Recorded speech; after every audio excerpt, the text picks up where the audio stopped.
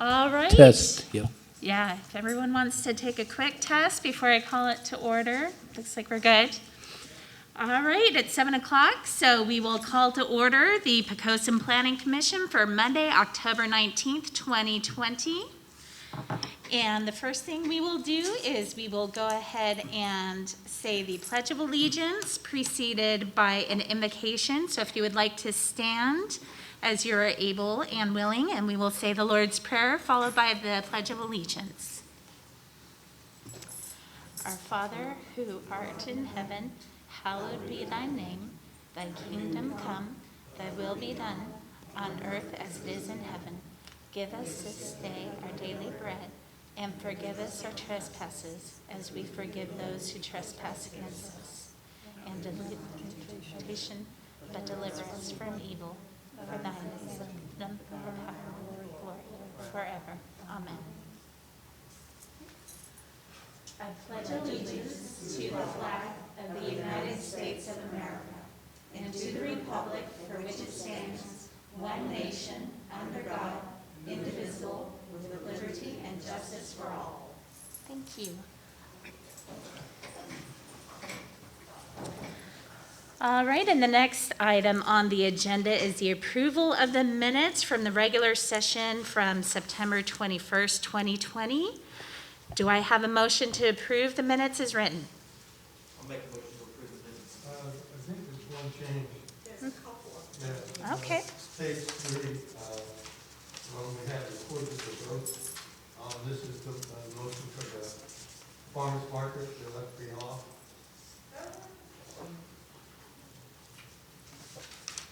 What page are you on? Page 3. Page 3 of the minutes.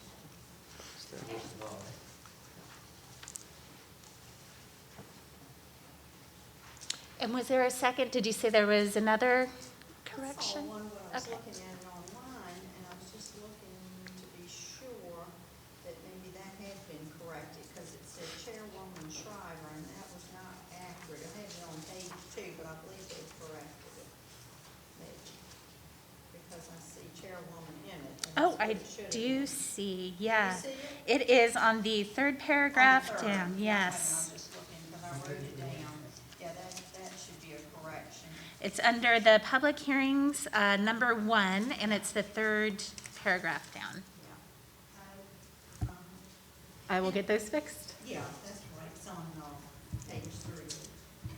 Page 3, I had another small one, looked like to me here, let's see, Mr. O'Connell. Oh, and you might need to turn your microphone on, Bonnie. Is it not? I don't think it is. Is it on now? Okay. I had one other small little thing, and it was, let's see, first paragraph on page 3 may need to be, okay. Mr. Ford stated it began early June this month. I think that's probably year instead of month. June this month, maybe June this year, I think. Yes, ma'am. Just that, and I had a couple other small places that you look like maybe need some, on page 5, just a small omission. Let's see, second paragraph, Chairwoman Emmett posed a question. Second posed a question, that should have an A, second paragraph. Okay, and that's all. I saw those, and after that, it's fine. Might be a period left off, but the main thing was probably the omission of the latter and the, okay, all right. That's all I saw.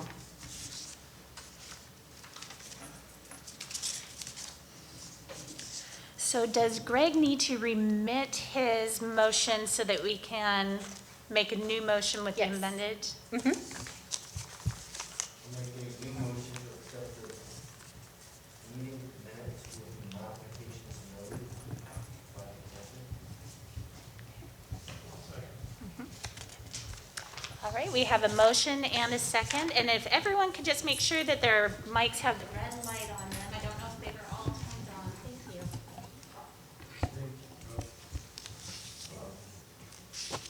All right. Thank you, and I will take the vote. Commissioner Stevens? Yes. Commissioner Brennan? Commissioner Grable? Aye. Commissioner Deaver? Aye. Commissioner Finickson? Commissioner Shriver? Chairwoman Emmett? Aye. Motion passes 7-0. Thank you. Now, at this time, we're going to open up the floor for the audience for visitors. If anyone would like to come and address the commission for any topics other than, well, I guess we aren't having a public hearing today.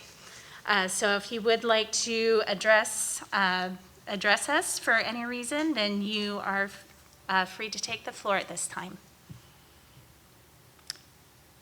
Okay, and seeing none, I will close the audience for visitors. Next item on the agenda is the consideration for a request by the Board of Directors of Poquoson Animal Welfare Sanctuary applicants to modify their existing conditional use permit for an animal sanctuary at 181 Messick Road, primary tax map parcel 32-1-44, zoned R2 residential. And this was tabled from September 21st, 2020 meeting after the public hearing was closed. And Wally, if you'd like to give a presentation or Yeah, just Alice? kind of want to recap some of the highlights and maybe some clarifications that would help out in looking at this. First of all, the original staff report referred to tax pin number 32144 and a agglomeration of 4 properties. I went ahead and labeled what they are here just to be clear. Tax pin numbers 32142, 32143, and 32139. I do want to stress, however, that they were included in the original application. They were referenced. This is a request, as you well know, by the Board of Directors of Poquoson Animal Welfare Sanctuary to modify their existing conditional use permit for an animal sanctuary on a collection of adjoining parcels located at 181 Messick Road. And I've already talked about the tax map numbers. The property is zoned R2. As pointed out when it came, well, let's see, I think I've already covered that too. There are 2 outbuildings other than the old 840 square foot house. There's one on the property, and I think was shown in kind of the elevated white house that we showed last time, and then a smaller outbuilding that is taxed as part of 32144. Additional properties included are 2 properties that are basically just for areas for cats to roam within the fence and the cat protection netting. Just to be clear about the sizes, the 32144 property is 0.18 acres in size. When you put all these properties together, you come up with 1.59 acres. If you want to look at the area that's within the chain link fence with the cat protection netting, you're looking at plus or minus 0.96 acres. Again, that's surrounded by the chain link fencing with cat protection netting. And I included an aerial at the end of the staff report to sort of illustrate that. The proposed changes, and I'm not going to go greatly into detail, but they want to enlarge their hours of operation from 8 to 8 to 7:30 to 8, with additional provisions for 1 volunteer to administer medicine and such after 8. The vegetation has been removed in that one area. The evergreen trees are about 4.5 or 5 feet in height. Therefore, they need to put some screening in with that fencing, and they've said they want to do that. The third one's more problematic, and I think it's the one that probably gave everybody the most heartburn the last time. Paul's volunteer will keep parking on property at 181 Messick Road inside the gate or behind the driveway access of residents between the property gate and Messick Road. Paul's will not block the neighbors' access to their driveway. For reasons I'll get to in a minute, that condition, based on the last meeting and based upon the attorneys are weighing in and just the general flow. That appears to be an unenforceable condition right now. I don't know how we can enforce that. I really don't, without, having somebody stationed out there every single day, which is not feasible because of the size of our staff. Anyway, I digress. Case was tabled last month and the public hearing was closed, as was pointed out earlier. Paul's obtained ownership of the property in August 2013. The group was founded, and I think y'all heard this last time, in response to the overpopulation of homeless cats within the city, and focuses its efforts, Paul's that is, its efforts to help control the overpopulation of felines in the community by trapping and caring for them in the hopes of preparing the cats for adoption. The group is a 501c3. They did obtain a conditional use amendment back in 2016 to allow up to 100 cats, felines, on the property at any one time. 84 was the number given last month as the number of cats on the property at the time. Many of the rescued cats live out, some of the rescued cats live outdoors and have range over the unimproved lots that are also owned by properties, owned by Paul's rather. Again, that's enclosed by the chain link and the cat protection net fencing. I think I've mentioned that they got their original conditional use permit in 2013, amended it to go from 50 to 100 cats daily on average over the course of a month. Back on 5/23/2016. Okay, all right. The use of the Paul's properties as the cat sanctuary has already been approved. Therefore, staff has only addressed the conditions affected by the proposed changes. The Planning Commission can alter, delete, or add pertinent conditions as it deems appropriate in cases regarding conditional use permit amendments, which is this one. Okay, let me cover the amended conditions. This is going to be on the last page, well, the last 2 pages of your staff report before the aerial. In order to eliminate confusion, I didn't include any language from the previous hearings on purpose. But I did list the current old condition first before I stated what the new condition was. So if this makes a little more sense than maybe it did last month. The old condition says appointments shall be limited between the hours of 8 a.m. and 8 p.m. daily. And yes, it does say appointments. What we're saying in the new condition is hours of operation shall be limited to between the hours of 7:30 a.m. and 8 p.m. daily. That's an extra half an hour. Activities beyond these hours shall be limited to the following by no more than 1 volunteer. Pickups for cats going to spaying or neutering or visits to the local veterinarian hospital. B, staff visits to administer medications to cats requiring such medication after 8 o'clock p.m. Again, this will account for all the traffic to the site, not necessarily where the traffic is or stays, as long as it's on the Paul's property. Number 2, current old condition. The use shall have 6 months from the issuance of this permit to provide the city with a plan outlining measures to be taken to ensure felines are kept within the confines of the property. Said plan shall be reviewed and approved by city staff and implemented with 1 year from the issuance of this permit. That was done through the use of the chain link and the cat protection netting. So what we said as a new condition is the use of chain link fencing and cat protection netting shall be continued. The front fencing will be modified to be site obscuring. Pretty straightforward.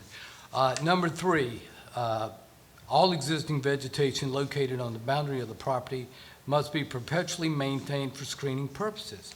Any needed replacement of this vegetation shall consist of evergreens of no less than 6 feet tall at the time of planting. Well, obviously some vegetation was removed and there is evergreen planting, but it's not 6 feet in height.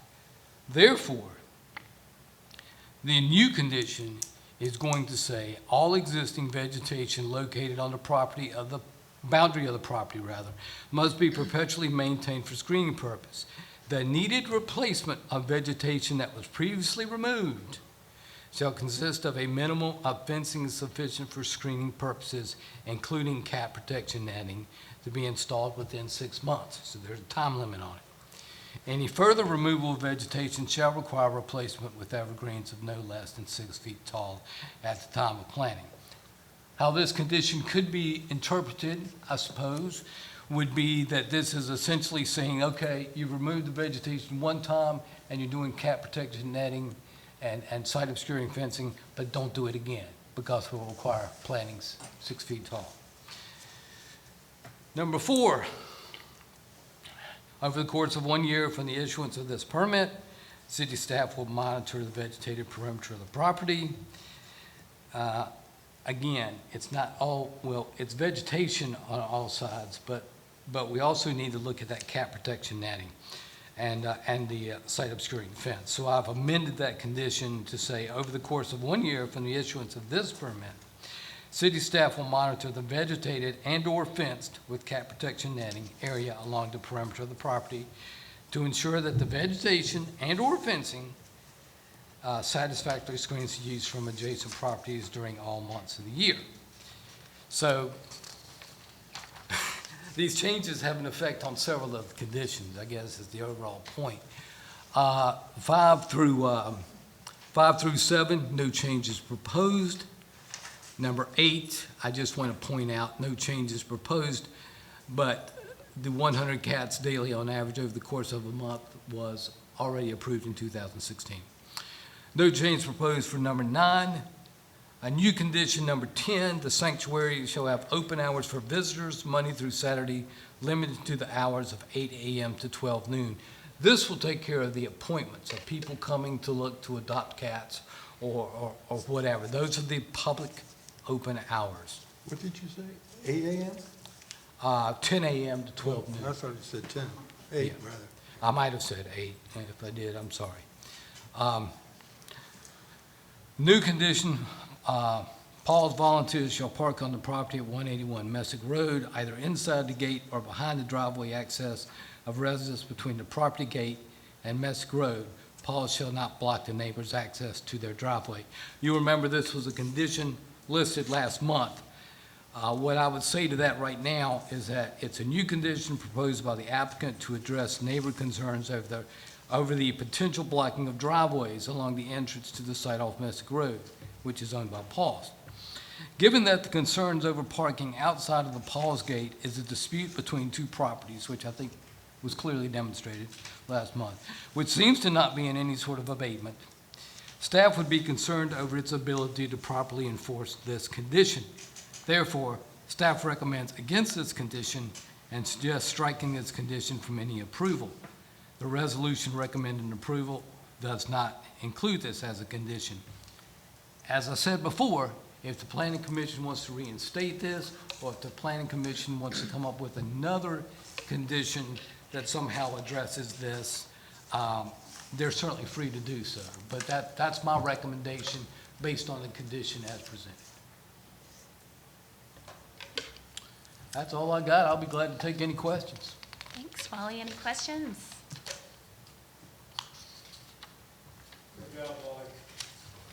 Well, Thanks. well, I do have a question. In terms of the parking situation, it's your professional opinion that there would be no jurisdiction in the driveway outside of the property. Is that correct? That is correct, So- because we appear to have a property dispute or an So easement dispute. this condition actually stated two conditions, one being inside the gate for parking and the other one behind the driveway access. So was it my understanding at the last meeting that it was actually the driveway access that there was no jurisdiction? Yes, you are correct about Right, that. okay, You are just wanted to correct be about clear. that. Thank you. I mean, you're absolutely correct about that. The only thing I would say to that is that another condition might be, and I mean, it's up to y'all, but another condition might be that they park all with inside the gate, and there's no parking outside the gate. That's, that I think we might have a better shot of enforcing that's what I than what we presented last month. But again, that's up to the planning commission, so. Any other questions for Wally? Yeah, the question I have was everybody parks inside is a solution, but as I understood it, when the first folks come in the morning to feed the cats, if they open up the gate, they all run out. So if they open up the gate to put the cars in, you got a mess. So you've got to have somebody parking outside the gate to kind of squeeze in on their own. Well, I understand what you're saying, Mr. Brennan. In fact, I asked during our staff visit how you keep the cats from going outside the gate when you pull in. And the answer I was given, and the planning commission can probe this if they want to, but the answer that I was given was that the cats know that they're going to be fed, and therefore they don't come out. Then the question in my mind is, what happens after the cats are fed? What keeps them in there? Right. Is it the fact that they know that they're going to get fed again? I don't know. One of the options is, and I think one of the Paul's people reacted to it last month in saying that it would be a costly way to go about it, but you could either move the front gate forward and all park inside of there, or you could, just require them to do the turnaround and park them inside the gate. Or, if you have that little, interlocking gate scenario, you could use that too. But again, Paul's is on a shoestring like everybody else, I guess, and they did not want to do that. At least that was my understanding. Not to put words in their mouth, but that was my understanding of where we were last month. Thank you. Yeah, there's, I guess, when you look at like a double door entry system where there's two doors to the barrier, that would mitigate the escaping cat situation. And so I'm looking at the footprint here, and I'm seeing that around the current parking area that's inside the gate, there could be some potentiality to actually fence that part off. So you've actually got two gates that would mitigate the escaping cats problem, and also have a place for the cars to come in, park, turn around, and then be able to go out without having to complicate the driveway access.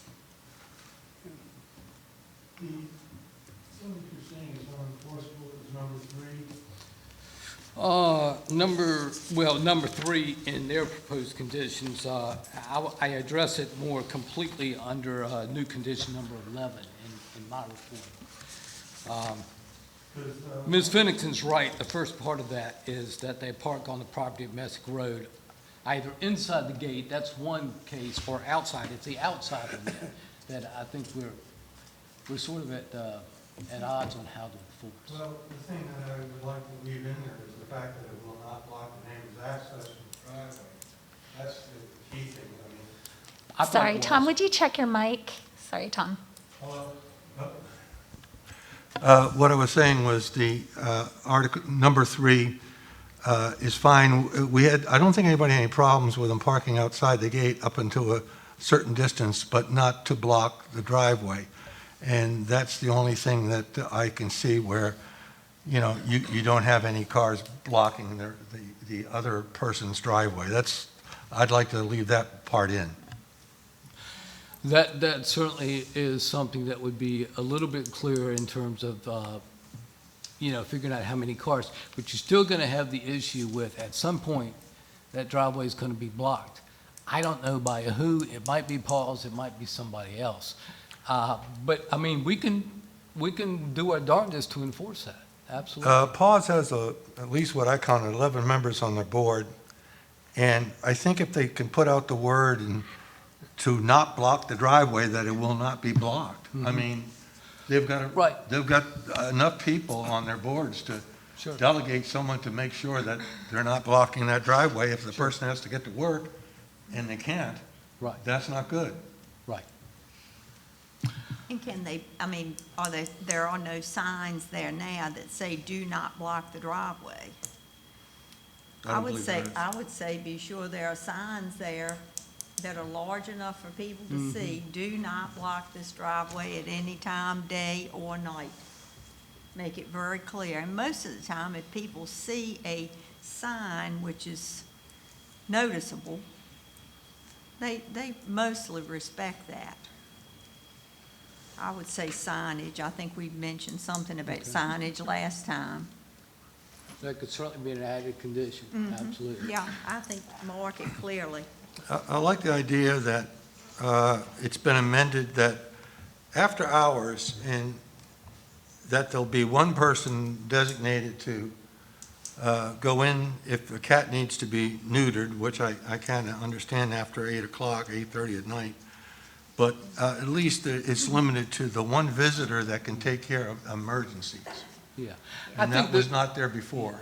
Yeah, I think the spade or neutering, whenever a cat gets that, you may have somebody go there after hours, the volunteer, to make sure they're okay and, you know, if they Right. have any kind of medicine after that. But you don't need a squad of people. You can do that with one person. That's the way it's written, and that's the way I like it. No more than one person, absolutely. Because it's after hours, and you're not, that road goes past that bedroom of the house that shares that driveway. You could even say that the person coming in after 8 o'clock must park inside the gate. But What prevents the cats come running in? Well, we still got that issue, don't we? I wouldn't have to put that strict Okay. a thing on it. Okay. Let me, The only thing that concerns me, and I like Lee's idea about the gate out front, is that you are in a residential neighborhood. When you live in a residential neighborhood, there are certain expectations, and I just, I just have some concerns that even moving forward, if there continue to be complaints, 1, 2, 10. would you check your mic, Libby's? Thank Sorry. you. I guess, is it on? Is it on? I just have some concerns over that.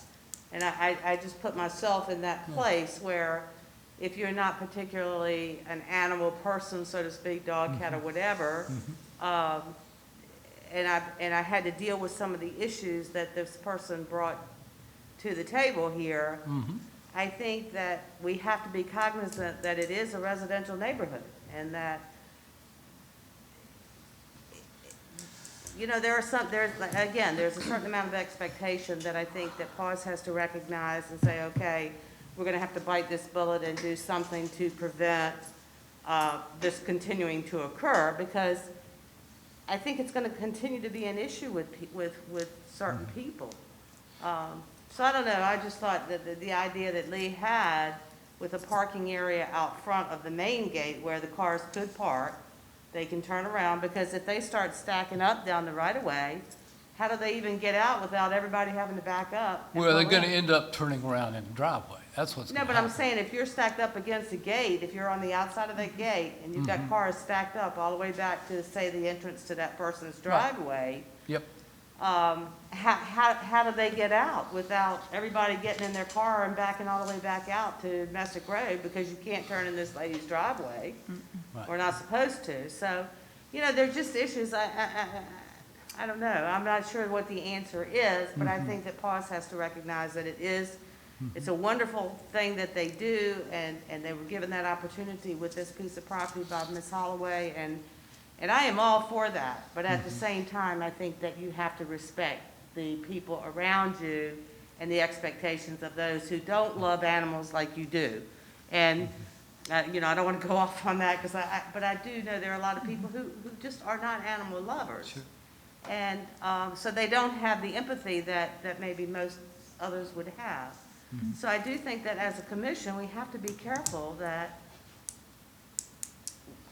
you know, that it is a residential neighborhood. At the end of the day, it is a residential zoning. I think since they've been there since 2013 without many complaints, kind of indicates to me that they are cognizant and have tried to be good neighbors. It's difficult to predict who can rent the home. It's a rental home. I mean, it could be somebody that wants to go down there and volunteer. I mean, you have so little control over, you know, a rental property. It's a, you know, certainly the renter has a right to peace of mind and certainly a driveway. I think the driveway should never be blocked under any occasion, and if it is, I think people there at Paws should go down there and tell whoever it is, the car must be moved immediately. I mean, they kind of have to police that. Like, you're right, they do have to certainly have, they have to have, you know, presence of mind to sort of do their own policing. And it's hard to, I mean, you can't control if somebody does go in there and doesn't like cats. I mean, probably if they like them not a whole lot, they may have to, I mean, they may leave, I don't know. I don't know what the answer to that is, but for us, I mean, I kind of just have to take it that they have been pretty good neighbors. Because I asked last time at the meeting, did they have any complaints? Had they had any complaints? And I think the answer was no. No, but as soon as Ms. Emmett recognizes me, I do want to tell you about a call I got today from Norman Gores. Okay. his At property the owner. time of the last meeting, that was the case, so, you know. Yeah. And in 7 years, I guess they've been there 7 years, fully operational. No, and I understand, but as we move forward into, Yeah, you know, Yeah. more Okay. current times, Yeah. you still got to be able to get emergency vehicles down that lane as well. If you've got a stack full of cars, even from that driveway forward, and you had to get a fire truck in there, what would they do? I mean, there's no way that, you get a fire truck or an ambulance in there with, you know, with that kind it of would be hard. parking situation. So I'm just saying, it would seem to me that a new parking arrangement would resolve the entire issue. And you could put it to bed, and you probably wouldn't have any more issues over it. I don't know. That's just my thoughts. Wally, did you have something that you wanted to? I just wanted say. to add, and the segue here is perfect for mentioning that I did get a call from Mr. Norman Gores, who is the property owner where Ms. Nunnally is currently residing. What he said in a nutshell is that he understood Paul's and he was supportive of Paul's. What he expressed his concern about is that the traffic not get any worse than what it is now. And I don't think that's necessarily a complaint, that's just a concern. He did say that a tenant, I don't know, 3 or 4 back, had said that it was quite busy down there. So I guess what I'm saying is Ms. Nunnally is not the only one that's noticed the traffic. But again, he's okay with it now. He doesn't want it to get any worse. And obviously, he doesn't want people trespassing on his driveway any more than the tenant does. You know, one thing we did mention last time also was this adjustment of the fence, but one of the people from Paws mentioned that that would be very costly for them to do. So that was kind of, I believe, taken off the table. But that was a good idea. It's just that limited funds doesn't seem to, you know, allow that to happen. But that is probably the best solution. And Wally, let Yes. me just clarify too. So as far as the parking situation and the traffic situation, they were not in any violation of conditions previous to this? No, because no conditions were ever made that really regulated the So- traffic. What I'm getting at here is that Paws came and they attempted to make a good faith effort to mitigate some neighbor concerns. They didn't have to. They heard these concerns and they said, you know, we're going to try to help this situation out. We're going to come, and one of the conditions that we would like to impose on ourselves is this parking. And by doing that and by them kind of extending this, now they're opening up a can of worms to where they might be now financially liable for another fence or something like that.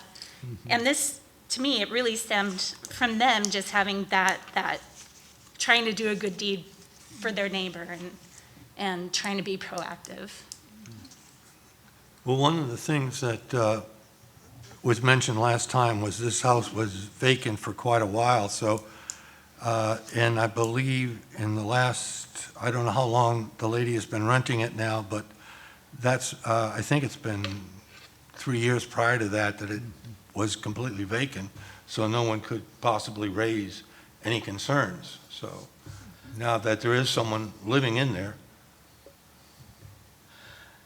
Yeah, to Mr. Stevens's comment, Mr. Gores did mention that it had been vacant for a few years, and it is possible, in fact, it's probable and likely that people got used to parking in that area, knowing that that house was vacant. Yes. It, of course, is not vacant now, and, you know, the person in there wants to be able to enjoy some degree of privacy, so that is a change, absolutely.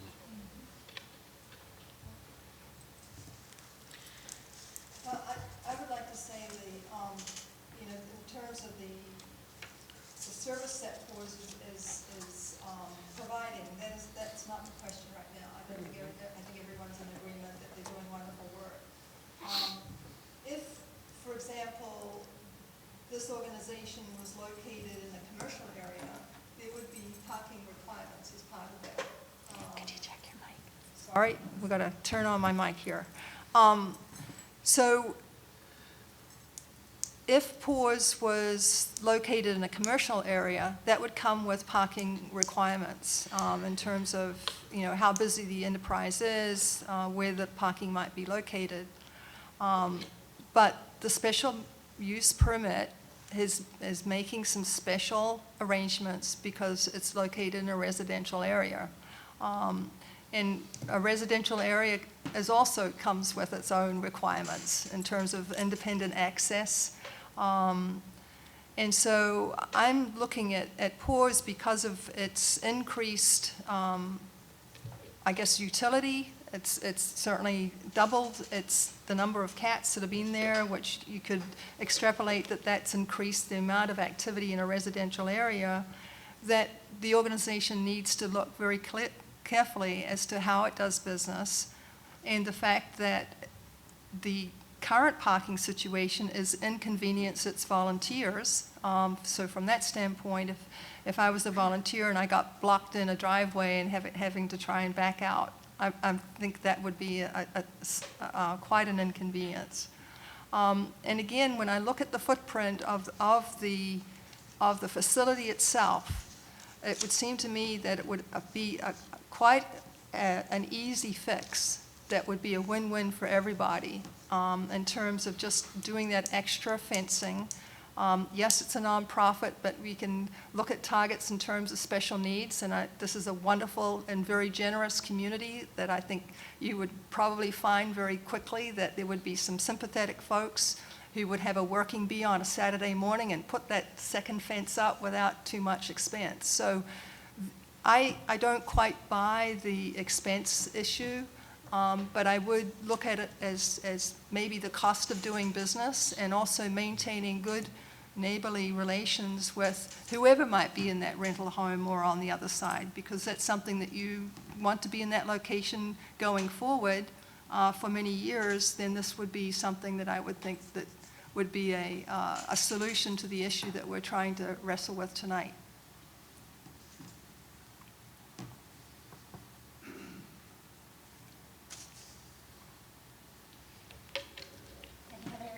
Any other comments? There's one, something also to think about, just to point out on the new condition number 1, is that the new condition would allow multiple people, if I'm reading this correctly, between 7:30 a.m. and 8 a.m., whereas before it was starting at 8 a.m. So with this new condition, it would allow multiple cars, multiple people between the hours of 7:30 a.m. and 8, which is pretty early. That can be early in the morning. Right. So something else to consider there. I think it's now 8 to 8. If I'm not mistaken, didn't you amend that to 8 to 8? 7:30 to 8, it's 8 to 8 right now. Okay, So they'd amend it to I got it 7:30 backwards, to 8. thank you. Yeah, the current condition right now is 8 to 8, but they're applying for 7 to 8.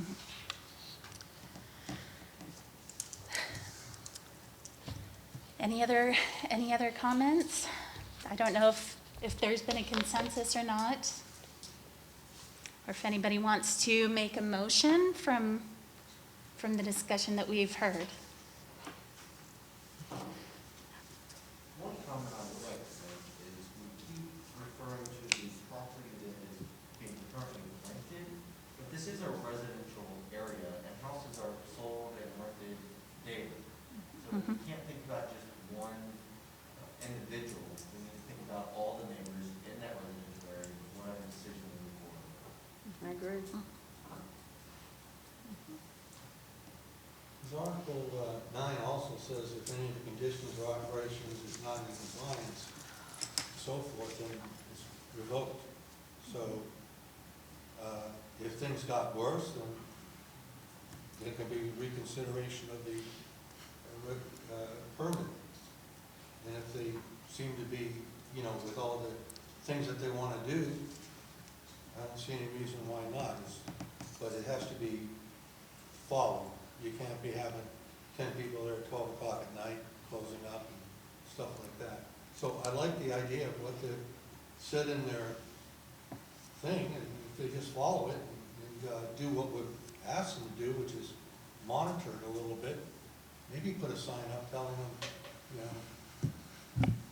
don't park past this point, you know, whatever.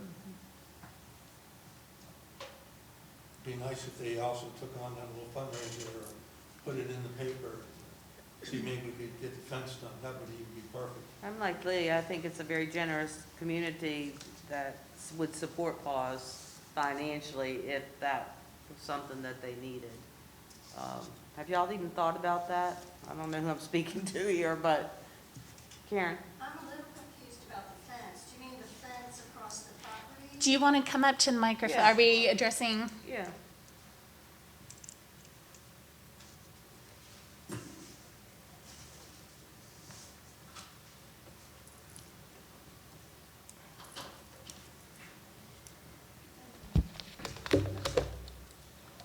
I was just a little confused about the fence. Are you talking about the fence that goes, that we're talking about weaving the, It would just be a fenced parking area in front of the fenced area you already have now, so that cars could pull in and park, and then people could slip through the front gate, whether the cats are at the front gate or not. I think it's what Lee, am I stating that correctly, Lee? Yeah. Yeah, so if you look at the footprint of your property, there's a boundary that's at the back of the current rental property. And then you've got your gate at the end of the driveway. right, Okay, so when you go inside that gate, Right. what I'm advocating is that there would be a fenced area that would only be available to cars only, so that area would be your designated parking area. It would have a double lock, so the cats would not be able to escape to the road, but it would allow your volunteers to get out of their cars and then to go into the main area of your property to service the cats and to feed them. But it would be like it would be like two gates, in other words, an inner gate and an outer gate. Then, with that arrangement inside your property, your volunteers would have the ability to turn their cars around in order to exit to go out through the driveway, rather than having to back out as they currently do and getting jammed up. So if the footprint is accurate, looks like you've got a little paved area already there. Looks like there's a little area in front that possibly could be turned into like a parking area for your volunteers. I guess that's a possibility, Yeah. something we would have to fundraise for sure. Wouldn't that help resolve the issues of parking on the road, and the road would be We've able talked to become about- an access? We have talked about that, but it's still, a matter of fundraising, someone coming out to be able to do it and then fundraise for it. It's a big project. I think Yeah, that we because should- parking is an issue. It always has been. And And it's we gonna we continue talked to about grow it. probably. Pardon? I said that, you said it's been an issue, it's always been an issue. It has, So, I mean, it seems to me that as you grow, right. that one, you know, it's something you're gonna have to bite, Paws is gonna have to bite the bullet on. Because as Greg said, it's not just one individual there now, but subsequent property owners or sale, or whether they be a tenant or the property owner itself. Right. I think it's something that you're gonna have to bite the bullet on. And we, as a commission or the city, I don't think is gonna be able to monitor the flow of traffic and the parking and that sort of thing. I just don't think that they can do that. And so my suggestion would be to go and put a fundraiser out there, put the need out there and let the community, because I think the community would clearly support it. I certainly don't want to be your chairman of your fundraiser, but I do think that, you know, that there are people that would be willing to donate time and money and maybe even the fencing itself and get a bunch of the volunteers out there to put that fence in. I just don't see that that would be that big of obstacle for y'all. Now, and Libby, I do want to say too that I think that you are capped at your growth by council's last directive that, or the last conditional use, that you're capped at 100.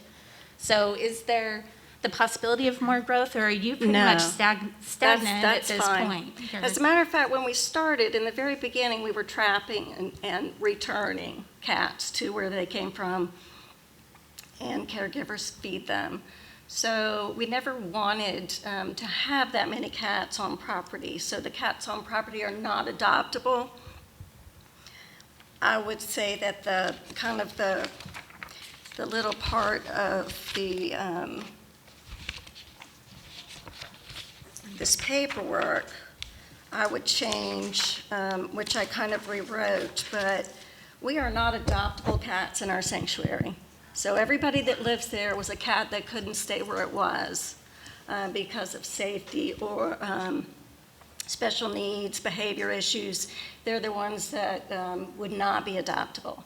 So volunteers have adopted them, and they're adopted to live their lives there. So we know we don't want and expect to have more, because if we did, it would just mean that there's more of a, you know, issues in the city that people have cats that aren't fixed.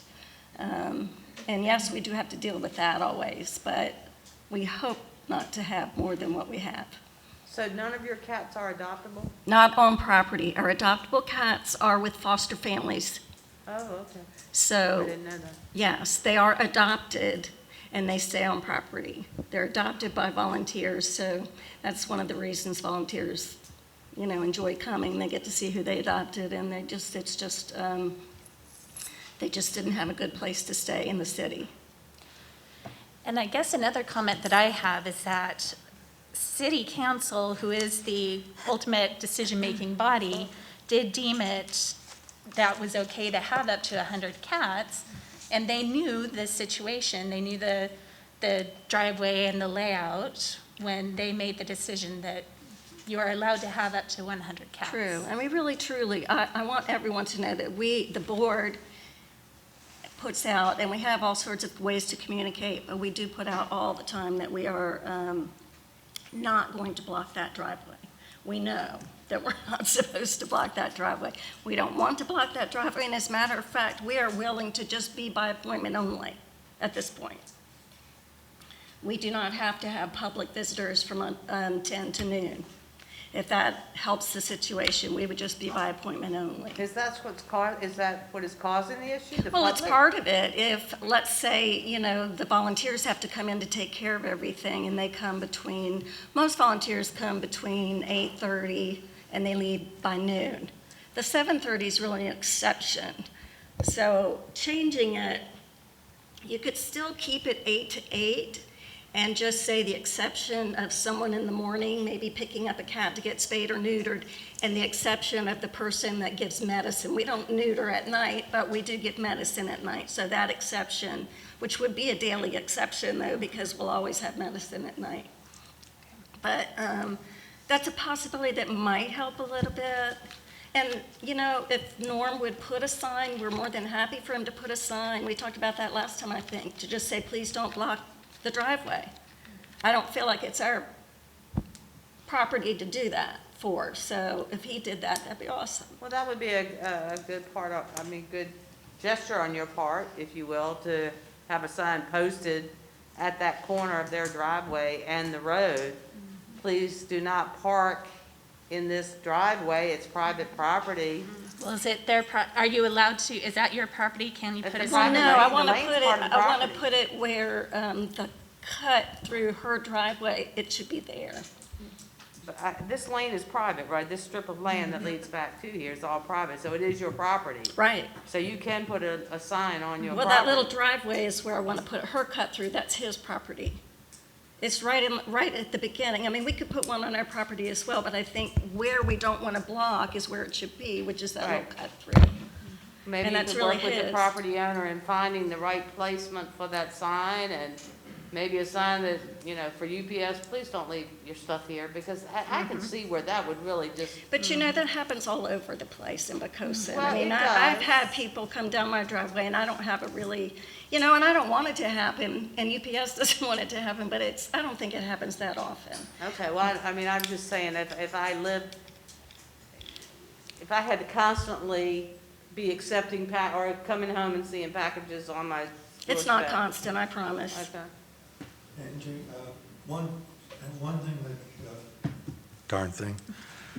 One thing you mentioned was the last time the Board of Supervisors approved, that was just one condition, that was to increase, there was no complaint. And that's the only reason we're here today, is that there was a complaint issued. Right, right, and even though they weren't technically in violation of any of their conditions, they recognized that there was a complaint. And again, this was their own doing and their own good faith effort to try to mitigate that, and they came to Right. try to fix it, yeah. That's what yeah. this is about, because of complaint. Right. But the last right. one that they approved was no issues other than just to increase the number. Yes, Okay. that's my understanding.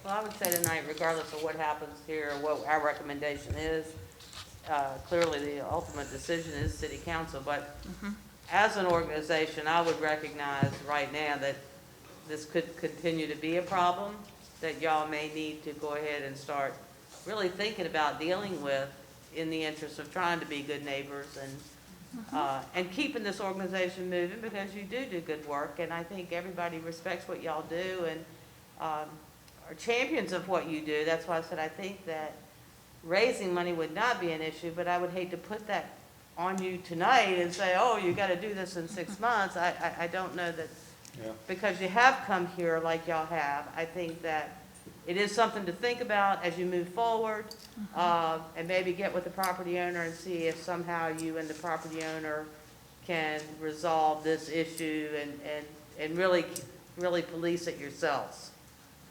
We have tried with the property owner. Okay. Well, maybe you have to be more insistent that it's now become an issue that's got to be dealt with. Because what if you bought that house? I mean, what if you came in from wherever and you bought that house and, oh, I love this house, and then all of a sudden these issues start arising? I can see where somebody would be upset over it. So if you bite the bullet soon, I think you can avoid any further issues with it. That's my opinion.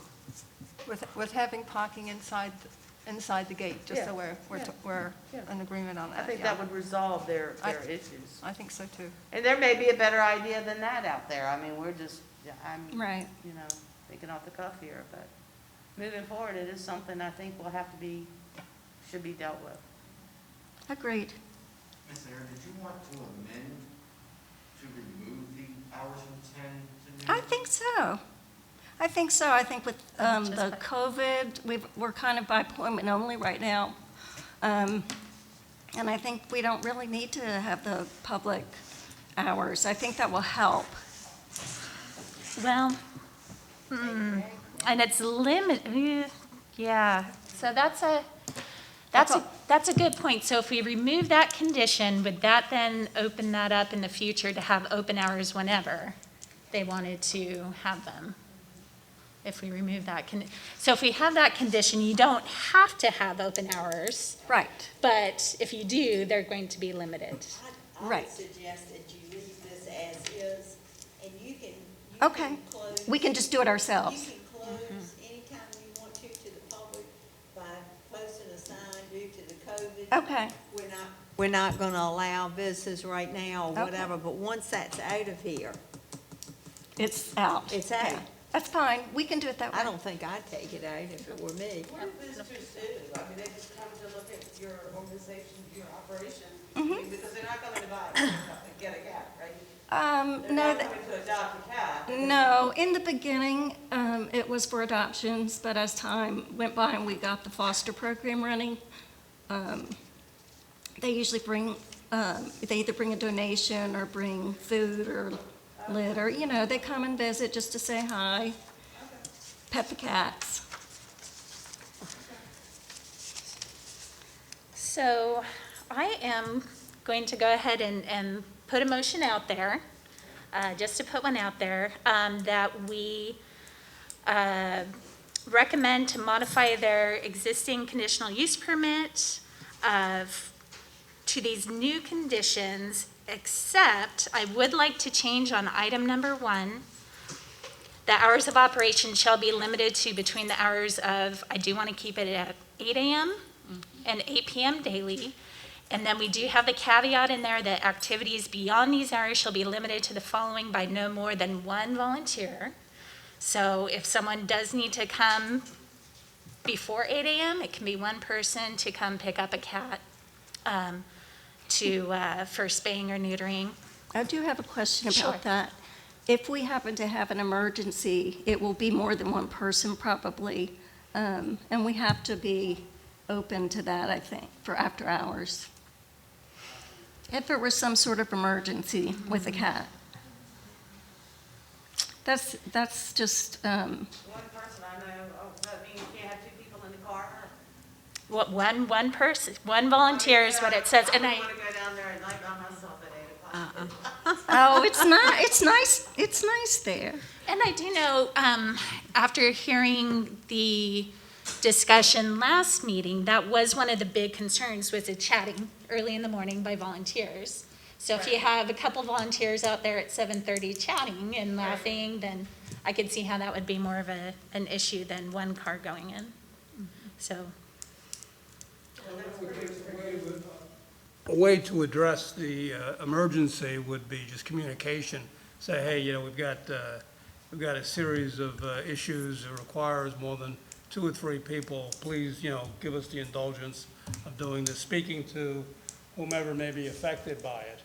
And, you know, obviously, emergencies happen. Right. But I think the way to get, you know, that resolved is just be open and communicate, you know, perhaps notify the city the Right. next day, say, hey, we had 10 people there last night because there was a fire and we had Right. to evacuate, you know, Right. blah, blah, blah. It's just sort of ridiculous to, you know, have a fire and say, oh, you can't go in, it's 7:30. Right, right. that's what yeah, so I was just going to say, so I would like to change those hours, 8 a.m. to Okay. 8 p.m. Sure. And then we have an A condition, or contingency, the pickups, B, the staff visits for medications, and C, an emergency or a medical emergency. I'm sure if it was a property emergency, such as a fire, that, I mean, yeah, that wouldn't be an issue. I think a Right. medical emergency. I don't think you need 2 people to go there. If you were just going to administer medicine, wouldn't you need 2 people? To administer medicine on a regular basis? Cat for being spayed, it just takes 1 person to do those items. To do what? To do those tasks, like for instance, if a cat needed to be spayed or whatever. Well, pickups in the morning early is the exception, to take a cat to the spay-neuter clinic. And then, you know, they're brought home after they're spayed and neutered and recovered at the sanctuary. But, But people are coming in at night to check on them, is what you're saying. oh, no, No, the one person that comes after hours is the person that gives the medicine. So that would be cats that maybe have thyroid conditions, that it's, twice a day and they have to be 12 hours apart. So thyroid conditions and kidney conditions, things like that. So it only takes one person to do that? Right. Okay, so I'm going to, on that motion, so we discussed, so the Part C, medical emergency, then keep everything as written by the staff, except I would strike condition 11. 11, the new condition for the parking.